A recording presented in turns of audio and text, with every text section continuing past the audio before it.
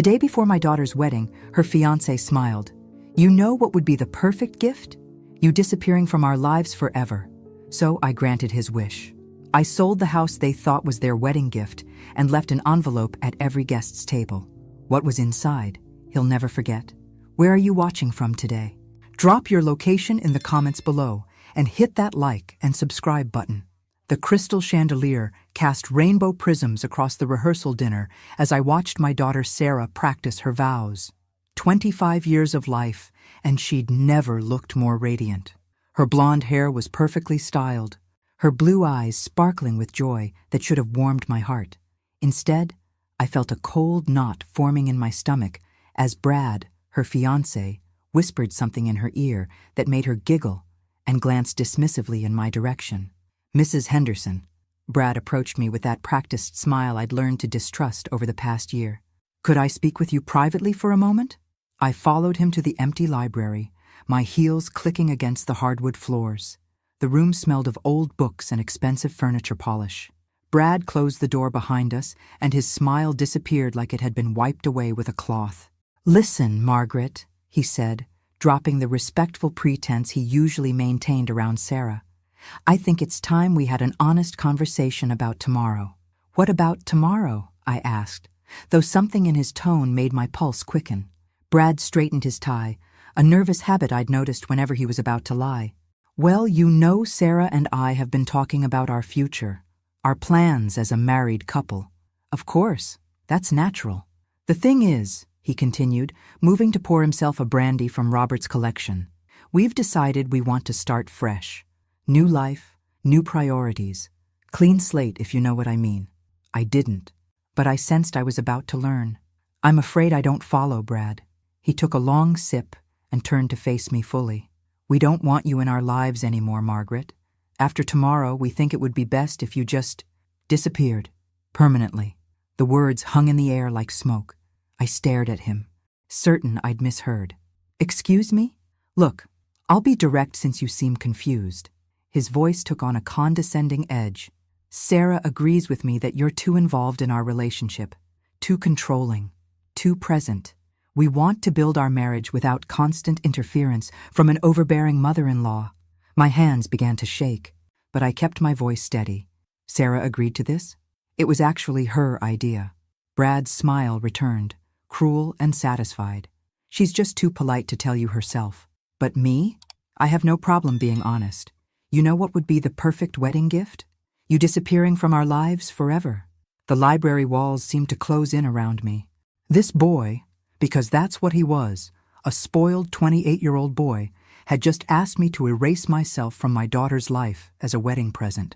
"And if I refuse?" I whispered. Brad shrugged casually.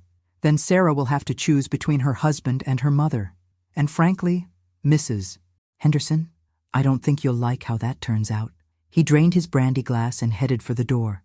"Think about it tonight. Make the right choice tomorrow." As the door closed behind him, I remained standing in that library, surrounded by leather-bound books that had witnessed decades of family conversations. None quite like this one. My reflection stared back at me from the dark window.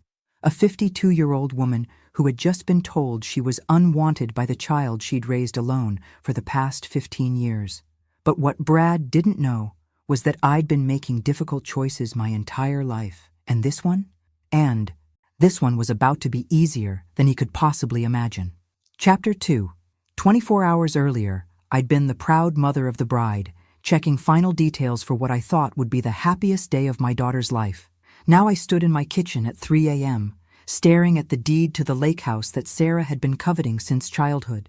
Where are you watching from today? Drop your location in the comments below and hit that like and subscribe button. The house had been my retirement dream, purchased with the life insurance money from Robert's passing 3 years ago. Sarah knew I'd planned to give it to her and Brad as a wedding gift. She'd been showing it off to her friends for months, posting pictures on social media with captions like, "Future weekend getaway," and "Can't wait to make memories here with my husband." What she didn't know was that the deed was still in my name only. I poured myself a cup of coffee and opened my laptop. If Brad wanted me to disappear, I could arrange that, but I'd do it on my terms. My fingers flew across the keyboard as I composed an email to Janet Morrison, the real estate agent who'd helped me buy the lake house. Janet, I need to list the property immediately. Yes, I know it's unusual timing. Price it to sell fast. I'll explain later. Send. One click, and Brad's perfect wedding gift vanished into cyberspace. Next, I opened my contact list and began making calls. First to the caterer. Helen, it's Margaret Henderson. I need to make a change to tomorrow's reception. I glanced at the clock. I know it's late, but this is important. Helen Barnes had been catering events in our town for 30 years. She'd handled my own wedding reception when I was younger than Sarah was now. Margaret, honey, the wedding is tomorrow. What kind of change could possibly need to be made at this hour? I need you to place a small envelope at each table setting. White envelope, nothing fancy. I'll bring them to you first thing in the morning. Envelopes? What's in them? I smiled for the first time since Brad's little speech. Wedding favors, Helen. Very personal wedding favors. After hanging up with Helen, I made similar calls to the florist, the photographer, and the string quartet. Each conversation was brief, professional, and completely normal. Nobody questioned the mother of the bride making last-minute adjustments. That was expected behavior after all. By 4 a.m., my phone was buzzing with text messages from the real estate agent. Margaret, I've already had 3 inquiries. The lake house market is hot right now. I can have offers by noon if you're serious about this. I was serious about everything now. The envelope I was preparing for Sarah's table would be different from the others. Hers would contain the real estate listing printout, showing the lake house sold to strangers for cash.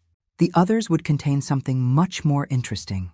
I'd spent years listening to Brad's stories at family dinners.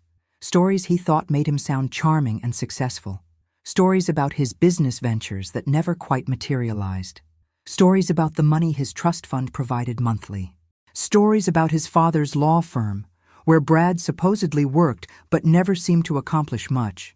What Brad didn't realize was that his stories contained enough details for someone with time and motivation to verify them. And for the past 6 months, ever since I'd begun sensing something wasn't right about my future son-in-law, I'd been doing exactly that. The trust fund? Suspended 2 years ago for what his father's lawyer diplomatically called irresponsible spending patterns. The job at Daddy's firm? More like an allowance for showing up occasionally and pretending to review cases. The business ventures? Elaborate cons he'd been running on various investors, including Sarah's college friends.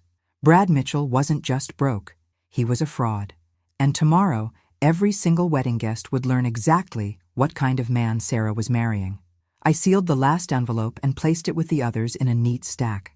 67 envelopes for 67 guests, each containing a detailed background report on Bradford James Mitchell III, complete with financial records, police reports, and testimonials from his previous victims. The sun was beginning to rise as I showered and dressed for my daughter's wedding day. In a few hours, Brad would get his wish. I would disappear from their lives forever. But not quietly. Chapter 3. The morning of Sarah's wedding dawned crisp and clear, the kind of October day that makes photographers swoon. I arrived at the venue early, carrying a simple white box containing 67 envelopes that would soon turn this fairy tale wedding into the scandal of the century. Where are you watching from today? Drop your location in the comments below and hit that like and subscribe button. Helen Barnes met me at the service entrance, coffee in hand and curiosity written across her weathered face. Margaret, I've been in this business for 3 decades, and I've never had a mother of the bride bring mysterious envelopes at dawn. You're making me nervous. Trust me, Helen. Today's reception will be memorable. I handed her the box, noting how her eyebrows rose at the weight. 1 envelope per table setting, exactly as I described. And if guests ask me what's inside, they won't ask you. They'll be too busy reading. I pulled out my phone to check for messages from Janet. 3 offers already, all above asking price. The lake house would be gone before the ceremony ended. Helen shook her head but took the box. Your daughter's going to kill me if this ruins her day. My daughter made her choice, I replied. She'll have to live with the consequences. I spent the next 2 hours at the salon, getting my hair and makeup done alongside Sarah and her bridesmaids. The atmosphere was giddy, champagne flowing freely as the girls chatted about the reception, the honeymoon, the future. Sarah looked radiant in her white silk robe, diamond earrings catching the morning light. "Mom, I'm so nervous," she confided as the makeup artist applied her lipstick. "What if something goes wrong?" I squeezed her hand, feeling a pang of sadness for what was about to happen. "Sweetheart, sometimes things go wrong for a reason. Sometimes it's the universe's way of protecting us from bigger mistakes." Sarah laughed. "You're so philosophical today. Save some wisdom for your mother of the bride speech tonight." "About that," I said carefully. "I don't think I'll be giving a speech after all." "What? Mom, you've been working on that speech for months." "Plans change, honey. You'll understand soon enough." The ceremony took place at 4 p.m. in the Rose Garden behind the country club. Sarah walked down the aisle on my brother Tom's arm, since her father wasn't alive to give her away. She was breathtaking in her grandmother's vintage lace dress, veil flowing behind her like a cloud. For a moment, watching her approach the altar, I almost wavered. Then I saw Brad smile. That same practiced, empty smile he'd given me in the library. The smile of a predator who thought he'd won. The minister began the traditional words. "Dearly beloved, we are gathered here today." But I found myself thinking different words. "Dearly deceived, we are gathered here to witness the union of a naive young woman and a con artist." When the minister asked if anyone objected to this union, I remained silent. The truth would speak for itself soon enough. "You may kiss the bride," the minister announced, and Brad swept Sarah into his arms for a passionate kiss that earned applause from the assembled guests. As they walked back down the aisle together, Sarah caught my eye and blew me a kiss. I smiled and waved back, knowing it might be the last time she'd look at me with love instead of hatred. The cocktail hour passed in a blur of congratulations and small talk. Guests mingled on the terrace, admiring the view of the lake where my former house sat empty, already sold to strangers.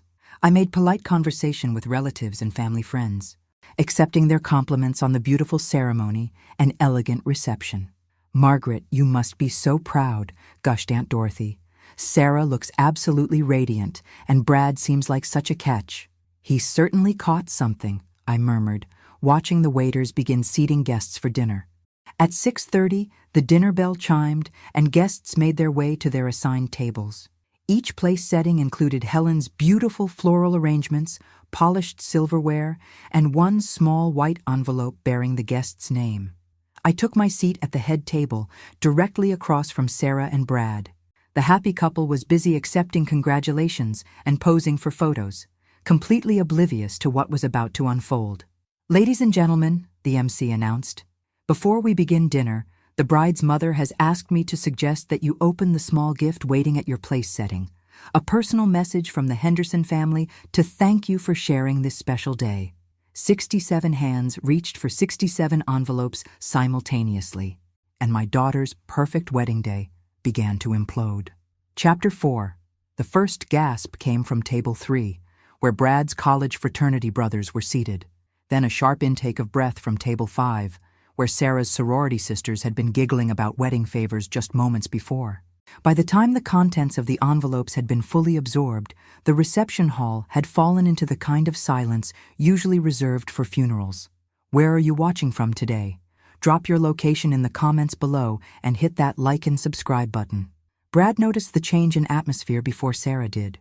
His head swiveled around the room, taking in the shocked faces, the whispered conversations, the way people were staring at him with expressions ranging from disgust to pity. When his gaze finally landed on me, I raised my champagne glass in a mock toast. "Mom?" Sarah's voice was uncertain. "What's happening?" Everyone looked so strange. I watched as Brad's fraternity brother Mike stood up from table 3, envelope in hand, and began walking toward our table. His face was flushed with anger, jaw clenched tight. Behind him, other guests were starting to murmur, the kind of low building rumble that precedes a thunderstorm. "Bradford," Mike said when he reached us, his voice carrying across the suddenly quiet room.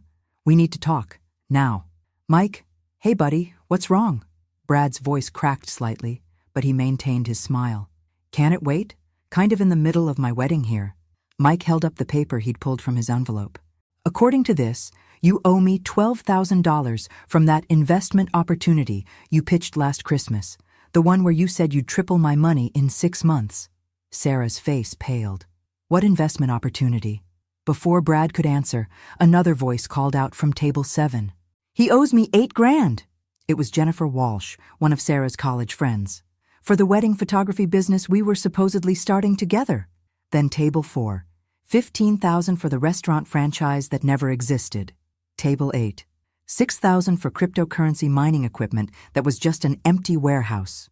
The voices multiplied. A crescendo of anger and betrayal as Brad's victims stood up one by one, clutching their envelopes like evidence in a courtroom drama. Sarah spun in her chair, trying to process what she was hearing, her white dress rustling with each frantic movement. "This is insane," Brad said, his practiced composure finally cracking. "Margaret, what have you done?" "I granted your wish," I replied calmly, cutting into my salmon as if nothing unusual was happening. "You wanted me to disappear from your lives, so I'm taking my resources with me, including the lake house you thought you were inheriting." Sarah gasped. "The lake house? Mom, what are you talking about?" I reached into my purse and pulled out a copy of the real estate listing, placing it in front of her. "Sold this morning. Cash offer, above asking price. The new owners take possession Monday." "You sold our wedding gift?" Sarah's voice rose to a near shriek. "How could you do that?" "It was never your wedding gift. Sweetheart, it was my house, my decision." I turned to face her fully. "Just like it was your decision to ask me to disappear from your life." Confusion flickered across Sarah's features. "I never asked you to disappear. What are you talking about?" Before I could answer, Brad grabbed Sarah's arm. "We need to leave, now. This is obviously some kind of breakdown, and we don't have to sit here and be humiliated." But Sarah shook him off, her eyes locked on mine. "Mom, explain this. Explain all of this." I glanced around the room where 67 wedding guests were now holding documented proof of Brad's criminal activity. Some were on their phones, probably calling lawyers or police. Others were comparing notes, realizing how extensively they'd been manipulated. "Last night," I said quietly, "your fiancé told me that the perfect wedding gift would be my permanent disappearance from your lives. He said it was actually your idea, Sarah, that you were too polite to tell me yourself." Sarah's face went white. "That's not true. I never said that." I watched as the realization hit her. The betrayal wasn't just financial. Brad had been playing us against each other, isolating her from the one person who might have protected her from his schemes. "Tell her, Brad," I said. "Tell my daughter exactly what you said to me in the library last night." But Brad was no longer listening. He was backing away from our table, his face flushed with panic as more guests approached with their envelopes, demanding answers and restitution. "This is harassment," he said loudly. "My father's law firm will be in touch about this libel." That's when elderly Judge Morrison from Table 9 stood up, his voice booming across the reception hall. "Your father's law firm disowned you 18 months ago for embezzlement, son. It's all right here in black and white." The room erupted in gasps and angry murmurs. Sarah buried her face in her hands, her perfect wedding day collapsing around her like a house of cards. And I sat there, calmly finishing my dinner, watching the man who'd tried to erase me from my daughter's life get exactly what he deserved. Chapter 5. The reception hall looked like a crime scene by 8 p.m. Police had arrived after 3 guests called to report fraud. Wedding cake sat untouched, while investigators took statements, and Sarah's beautiful white dress was stained with tears and mascara.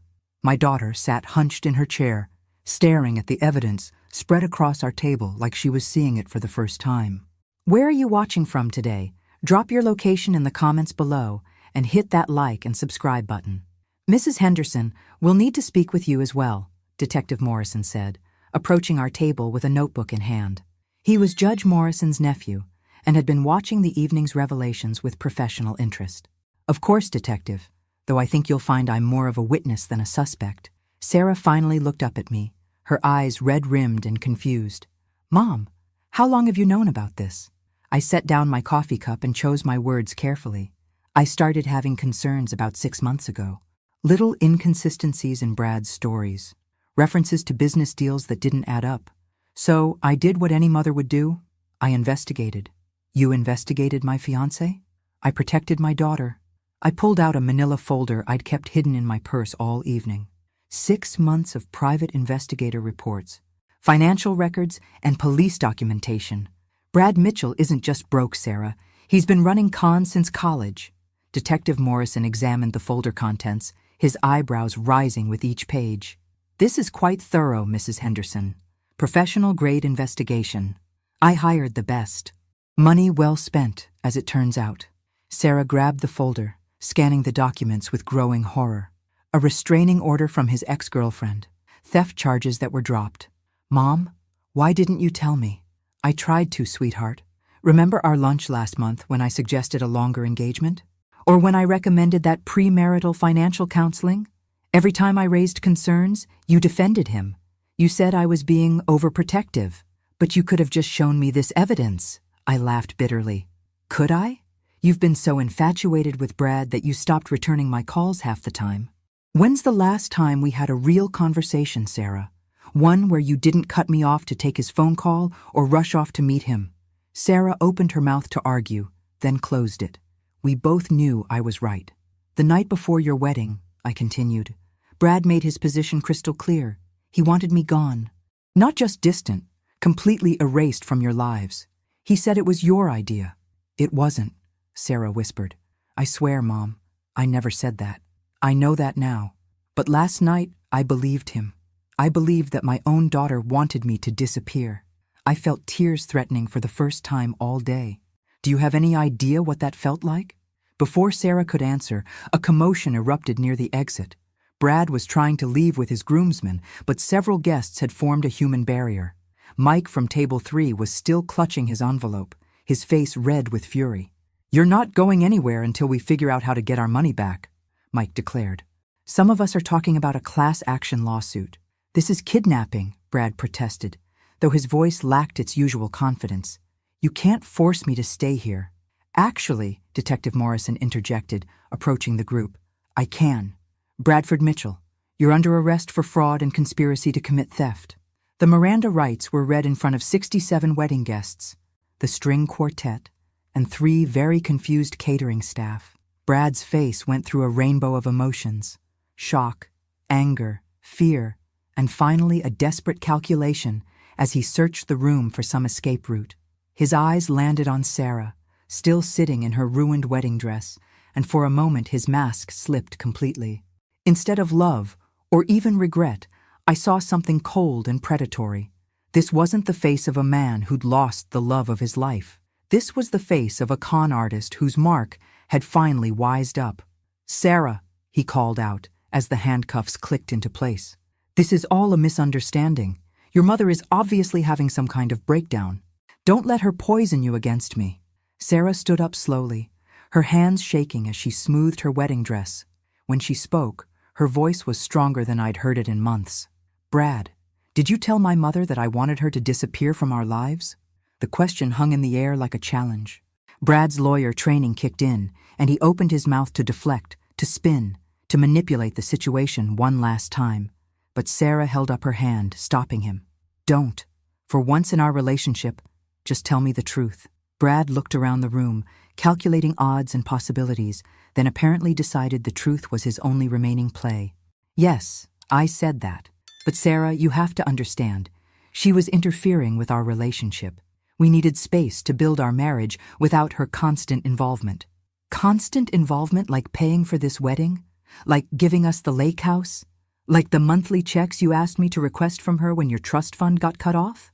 The room went silent again. This was news even to me. Brad's face flushed. That was temporary, just until my legal situation with my father got resolved. What legal situation? Sarah's voice was deadly quiet now. Detective Morrison consulted his notes. Your fiancé is being sued by his father's firm for embezzling client funds. The trust fund was frozen pending criminal investigation. Sarah looked from Brad to me to the detective, pieces of a puzzle finally falling into place. So, the money I've been asking my mother for, that was to support you.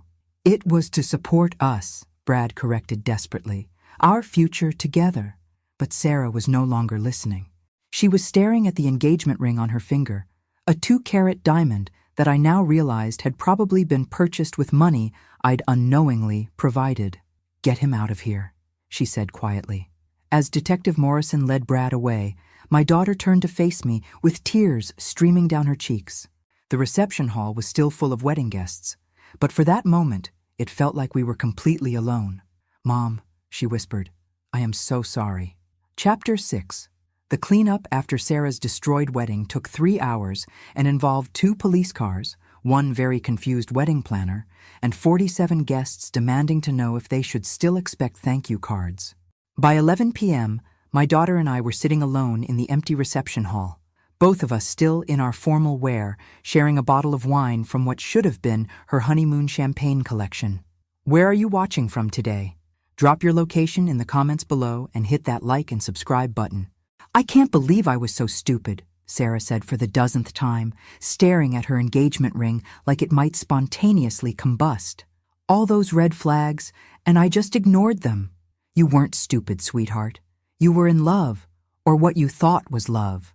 I refilled both our glasses, noting how the elegant reception hall looked like a hurricane had blown through it.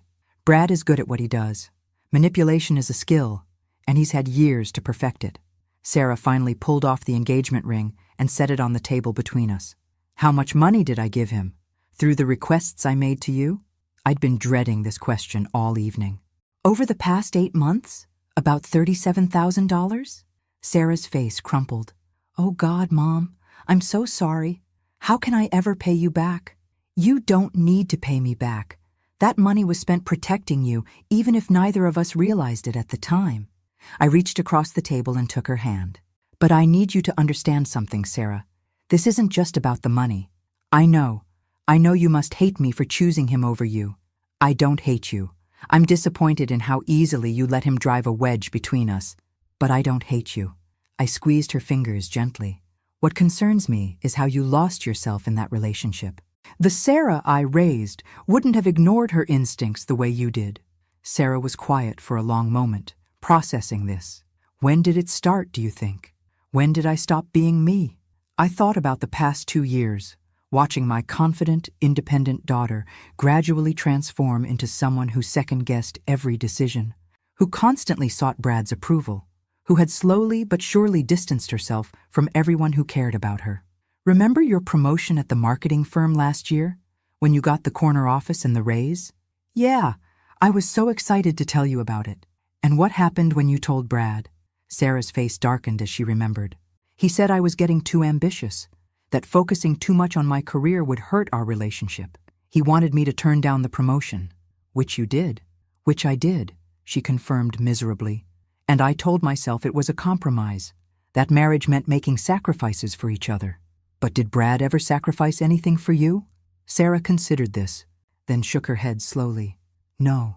Every compromise was mine to make. Every adjustment was my responsibility. When I think about it now, God, I don't even recognize the person I became." The janitor appeared to start cleaning up, so we moved our conversation to the parking lot, sitting on the steps outside the country club. The October air was crisp, and Sarah shivered in her sleeveless dress. I draped my shawl around her shoulders, a gesture that reminded me of when she was small and we'd sit outside together looking at stars. "Mom, can I ask you something that might sound strange? After today, I don't think anything would sound strange. Are you happy this happened? I mean, I know today was horrible, but are you relieved that Brad is out of our lives?" I considered the question carefully. "I'm relieved that you're safe from him. I'm sorry that you had to be humiliated in front of everyone you care about to discover the truth. But am I glad he's gone?" "Yes, sweetheart, I am." Sarah nodded thoughtfully. "I think I am too. Is that terrible?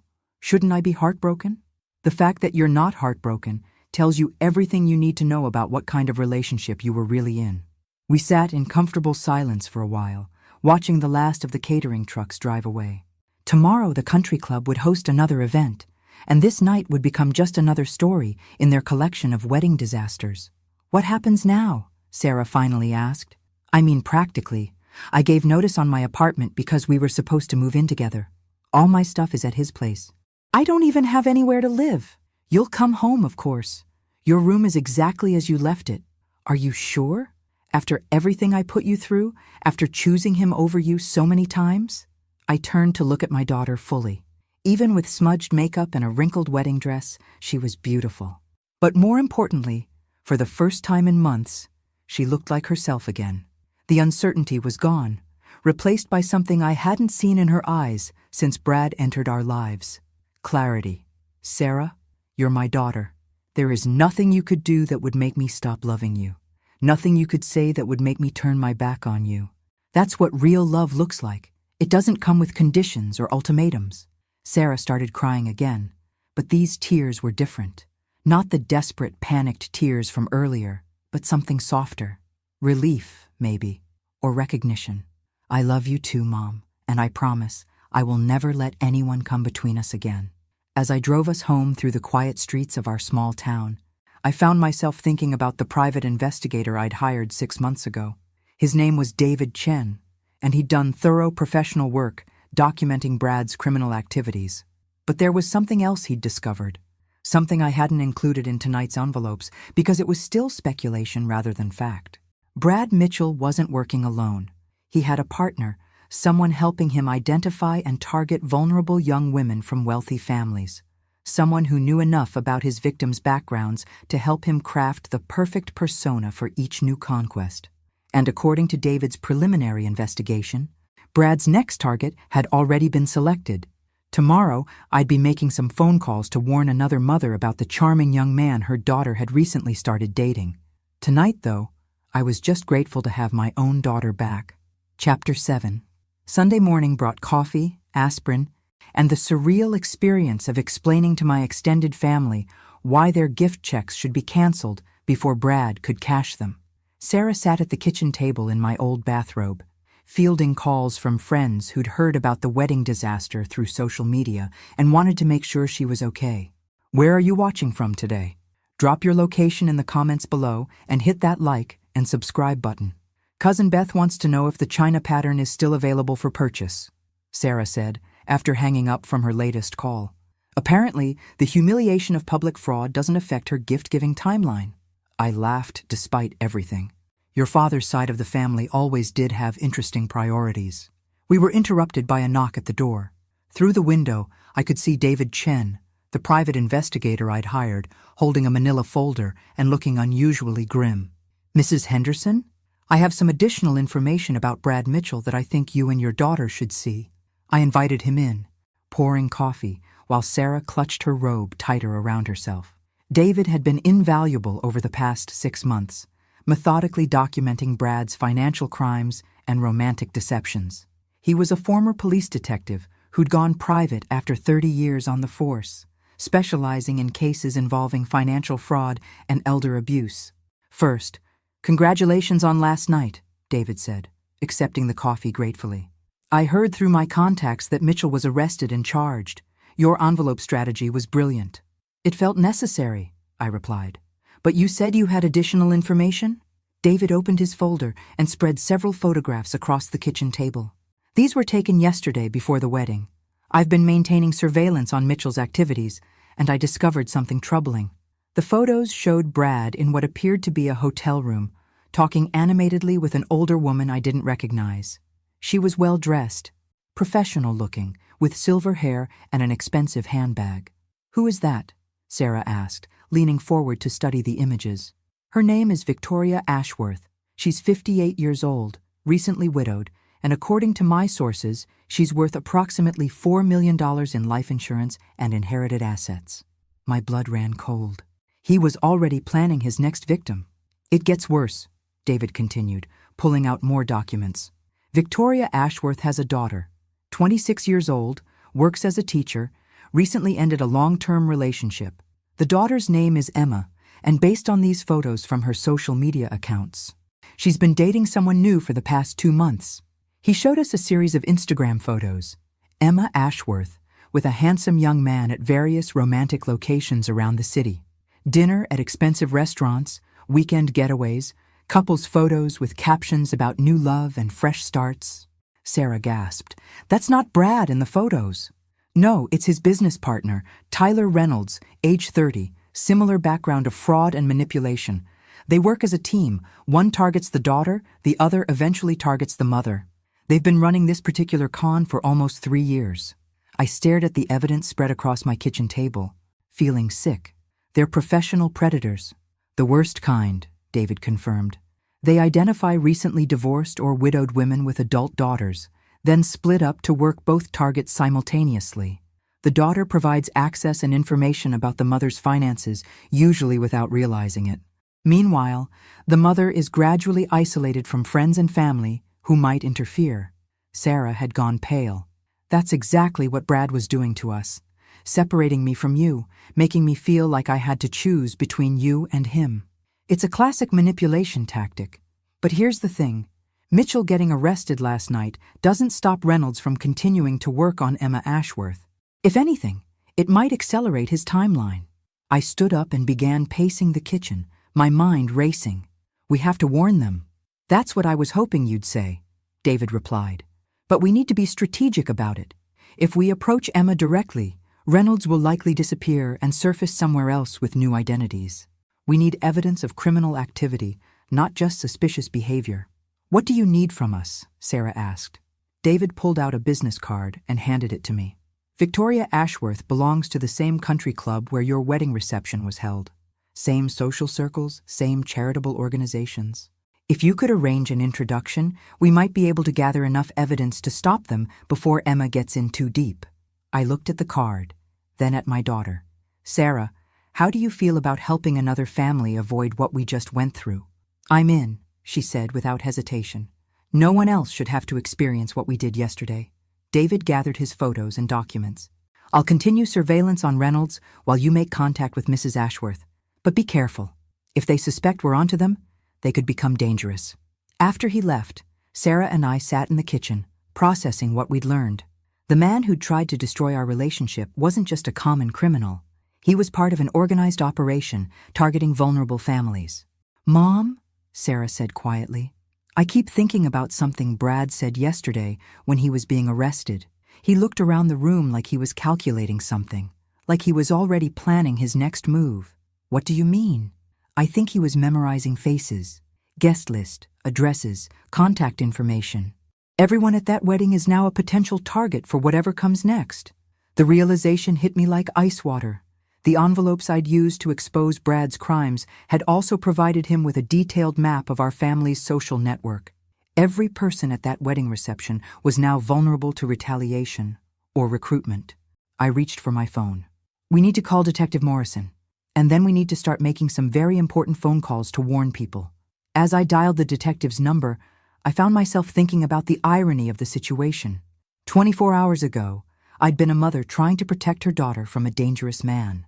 Now, I was apparently leading a campaign to protect an entire community from a criminal network.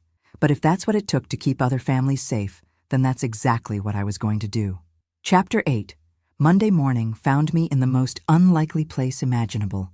The visitor's room at the county jail, sitting across from Brad Mitchell and trying not to let my disgust show on my face. Detective Morrison had arranged the meeting after I'd explained David Chen's discoveries about the criminal partnership with Tyler Reynolds. Where are you watching from today?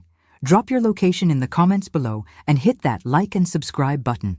Margaret, Brad said, offering that familiar smile as he settled into the plastic chair. He was wearing an orange jumpsuit instead of his expensive suits, but his confidence remained intact. I have to say, I'm surprised you wanted to see me. I'm full of surprises, I replied, studying his face for any crack in the facade. How are you adjusting to jail food? It's temporary. My lawyer says the charges won't stick. Too much circumstantial evidence, not enough direct proof.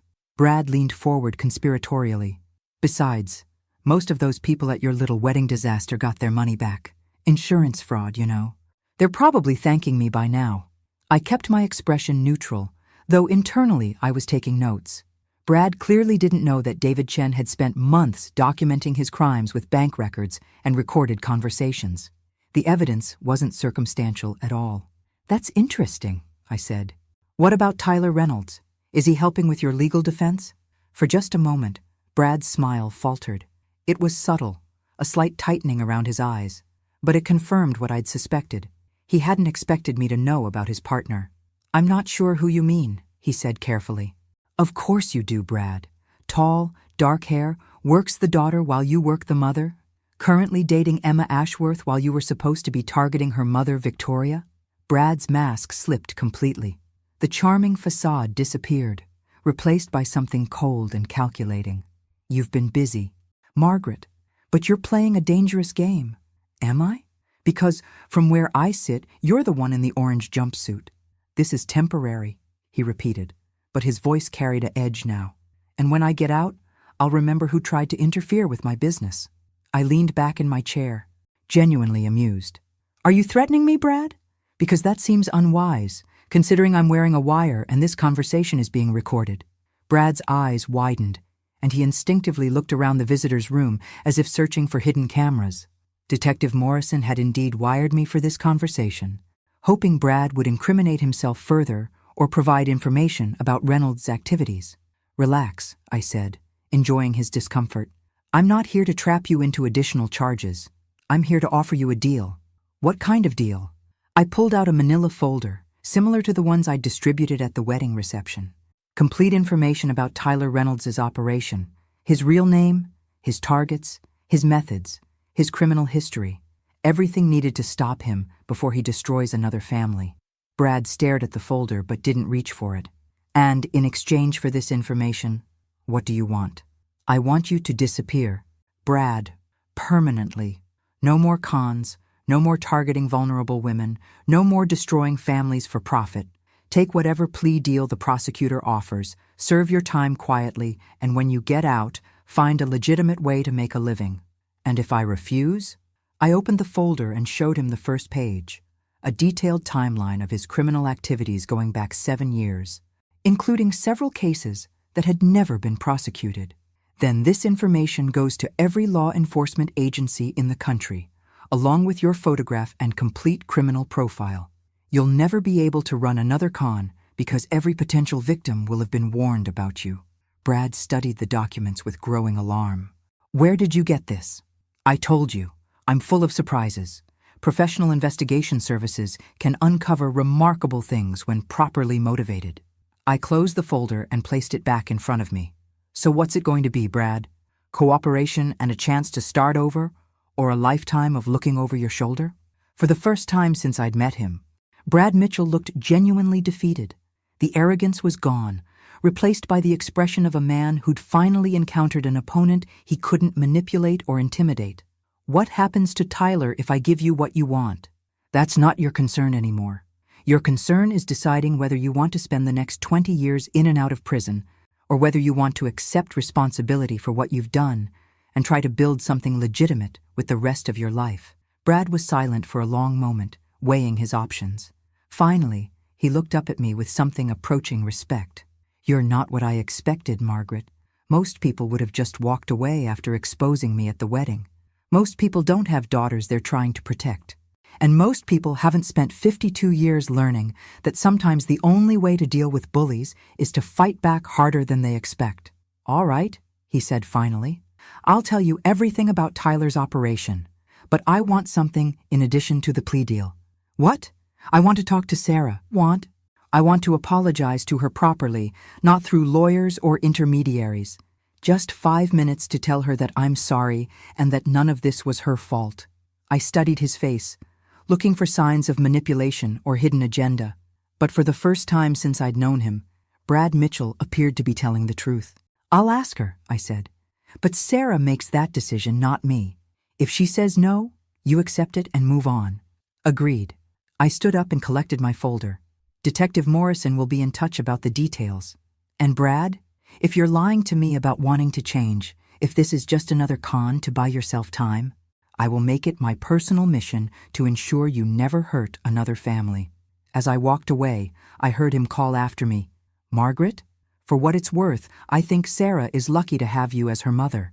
I didn't turn around to respond, but I found myself thinking that if Brad Mitchell really was capable of change, then maybe there was hope for everyone. The question was whether Tyler Reynolds would be as easy to stop, or if he'd prove to be even more dangerous than his now imprisoned partner. Chapter 9. Tuesday evening, Sarah and I sat in Victoria Ashworth's elegant living room, surrounded by family photos and expensive artwork, watching a woman's world collapse in real time. The introduction had been easier than expected. Victoria and I had mutual friends from the country club, and a casual mention of recent challenges with young men who aren't what they seem had opened the door to a deeper conversation. Where are you watching from today? Drop your location in the comments below and hit that like and subscribe button. You're telling me that Tyler has been lying about everything? Victoria asked, her hands shaking as she reviewed the documents David Chen had provided.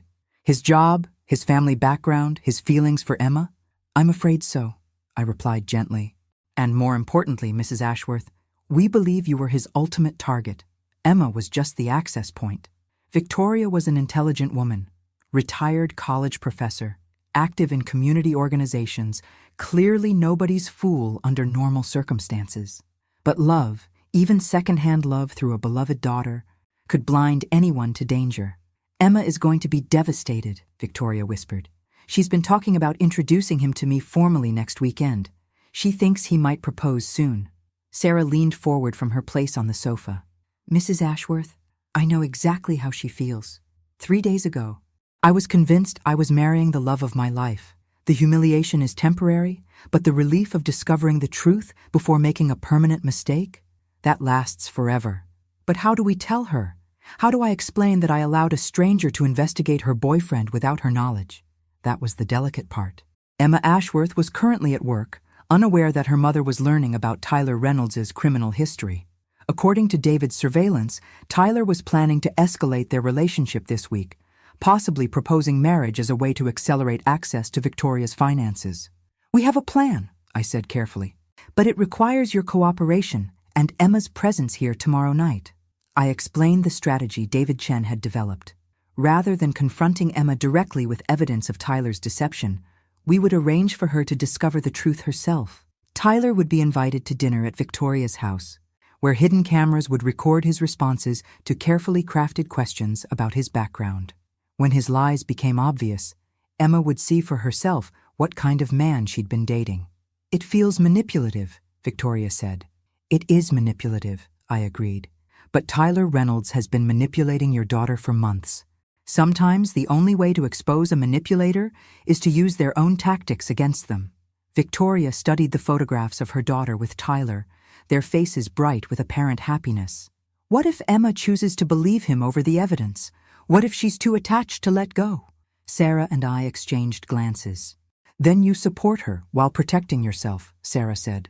You can't force someone to see the truth if they're not ready, but you can make sure they can't use you to fund their delusions. We spent the next 2 hours planning the confrontation, going over questions and scenarios, preparing for various ways Tyler might respond when cornered. Victoria proved to be an excellent strategist, suggesting subtle traps that would expose his lies without seeming hostile or suspicious. He told Emma he graduated from Stanford with a business degree, Victoria said, making notes. But he's also claimed to have grown up in Boston. Stanford graduates usually mention their geographic displacement during college.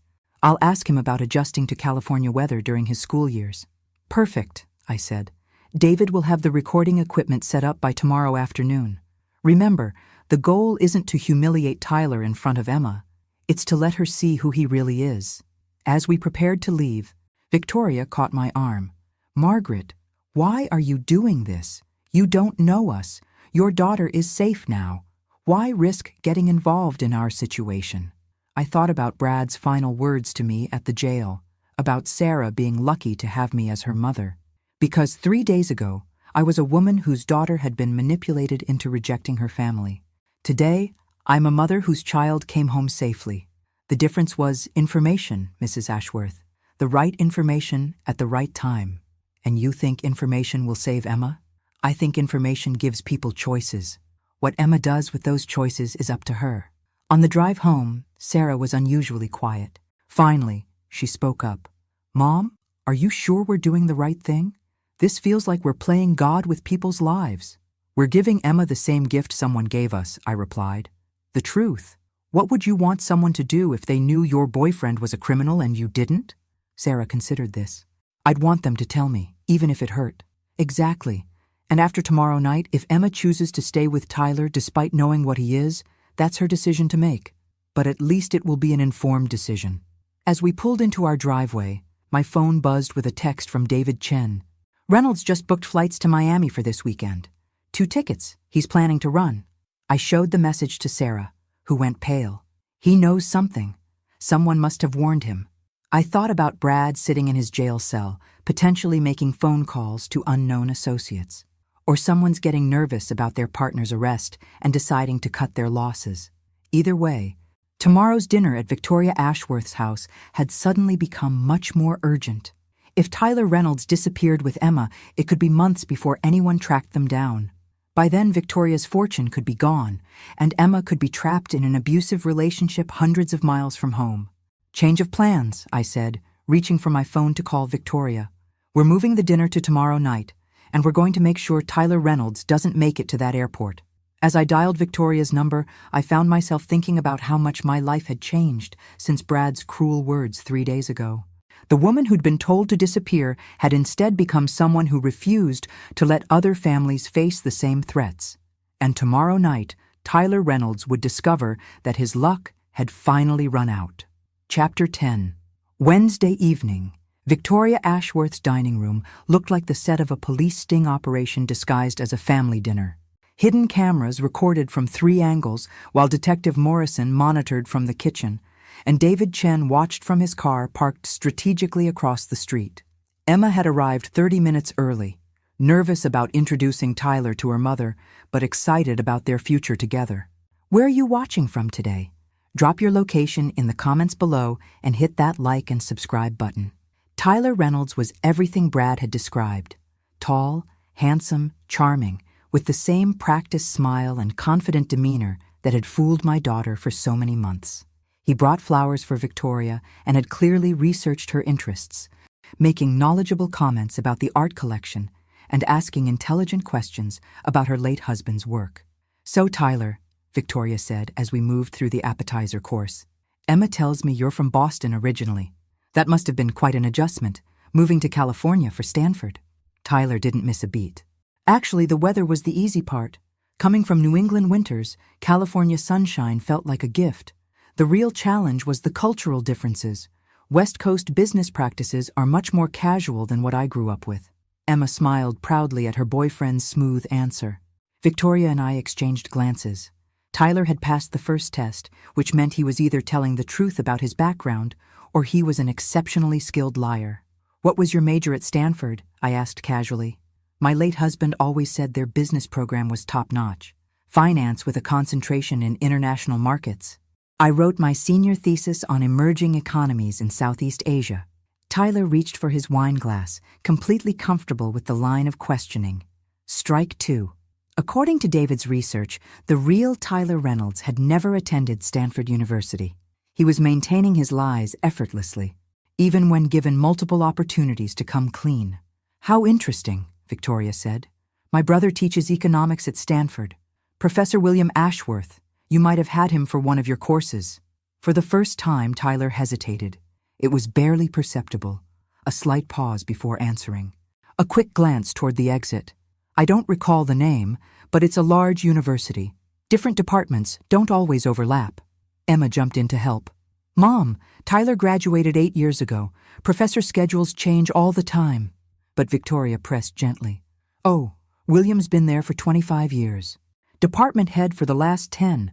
Surely you would have encountered him if you were a finance major. Tyler's smile became forced. You know, I'm starting to feel like I'm being interviewed for something. Is there a reason for all these questions about my college experience? The tension in the room ratcheted up several degrees. Emma looked confused and embarrassed. Victoria maintained her pleasant demeanor, but I could see her hands trembling slightly as she reached for her water glass. I'm just making conversation, Victoria said. Getting to know the man my daughter cares about. Right, Tyler said, but his voice had an edge now. Well, maybe we could talk about something else? Emma mentioned you've been doing some traveling recently. It was a deflection, and a telling one. Tyler was trying to steer the conversation toward Victoria's activities and lifestyle, gathering information about her assets and vulnerabilities. Actually, I said, deciding to accelerate the timeline, I'm more interested in your travel plans. Emma mentioned you're thinking about a romantic getaway this weekend. Tyler's face went carefully blank. We've discussed it. Nothing definite. Miami's lovely this time of year, I continued. Great restaurants, beautiful beaches. Have you been there before? Emma turned to look at Tyler with surprise. Miami? I thought we were talking about Napa Valley for this weekend. Tyler's composure finally cracked. We discussed several options. I may have mentioned Miami as a possibility. When? Emma asked. We've been planning Napa for weeks. You even made restaurant reservations. Plans change, Tyler said curtly. Sometimes opportunities arise that require flexibility. That's when Detective Morrison chose to enter from the kitchen, his badge clearly visible on his belt. Excuse me for interrupting, he said politely. Mr. Reynolds, I wonder if I could have a word with you. Tyler stood up so quickly, his chair nearly fell over. I'm sorry, who are you? Detective Morrison, County Police. I believe you know my colleague Detective Parker from Miami. He's been looking for you regarding some financial irregularities involving elderly investors in Florida. Emma gasped. Financial irregularities? Tyler, what is he talking about? Tyler looked around the room, his escape routes cut off, his carefully constructed persona collapsing like a house of cards. This is entrapment. I haven't done anything wrong. Then you won't mind answering a few questions, Detective Morrison replied calmly. Starting with why you booked flights to Miami under 3 different names in the past 48 hours. 3 different names? Emma stood up, staring at Tyler with growing horror. Tyler, what's going on? Who are you? That's when Tyler made his final mistake. Instead of trying to maintain his innocence or explain the situation, he grabbed Emma's arm roughly and started pulling her toward the door. We're leaving, now. Don't listen to any of this, Emma. These people are trying to poison you against me. Emma jerked away from him. Don't touch me, and don't tell me what to listen to. She turned to face Detective Morrison. I want to know everything, right now.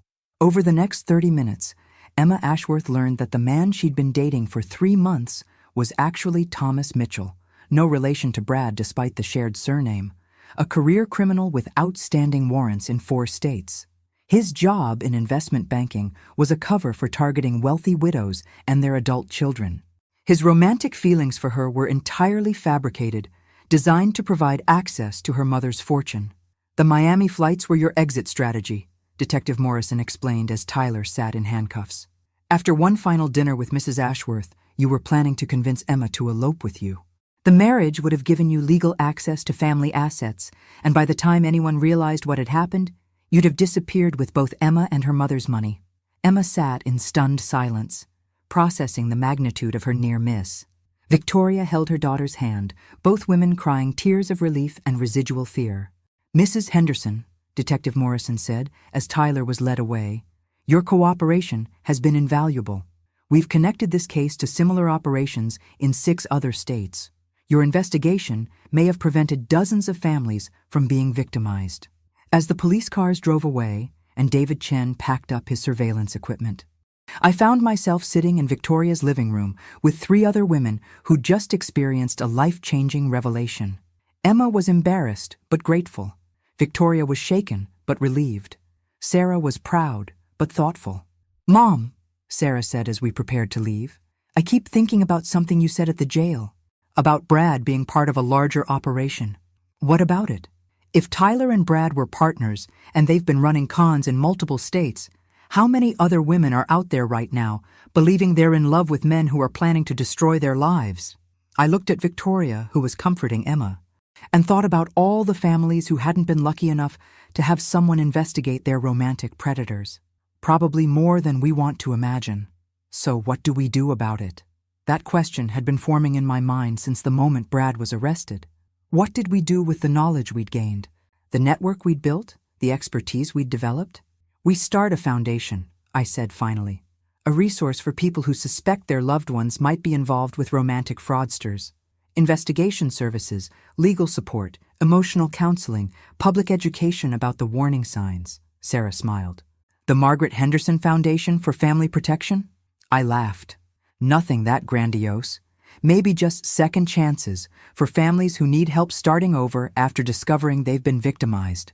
3 months later, Second Chances opened its doors in a modest office downtown, funded by the money I'd originally planned to give Brad and Sarah as a wedding present. We'd helped 12 families avoid romantic fraud schemes, provided counseling services to 37 victims of financial manipulation, and created an online database of known romantic predators that law enforcement agencies across the country now used as a reference tool. Sarah worked part-time for the foundation while rebuilding her marketing career. Victoria Ashworth served on our board of directors and helped fund our legal advocacy program. Emma had returned to teaching but volunteered on weekends, using her experience to help other young women recognize manipulation tactics. And me? I discovered that being told to disappear from someone's life had actually shown me how to make myself indispensable to the lives that mattered. The best revenge, as it turned out, wasn't a dish served cold. It was a life lived with purpose, protecting others from the predators who thought they could destroy families for profit. Brad Mitchell was serving 7 years for fraud and conspiracy. Tyler Reynolds got 12 years and deportation back to Canada, where he faced additional charges. Both men would be monitored for the rest of their lives, their criminal activities documented and shared with law enforcement agencies worldwide. Sometimes the perfect wedding gift isn't what the bride and groom expect to receive. Sometimes it's discovering who you really are when someone tries to erase you from existence. And sometimes, just sometimes, the person who disappears isn't the one who was asked to leave. Thanks for listening. Don't forget to subscribe and feel free to share your story in the comments. Your voice matters.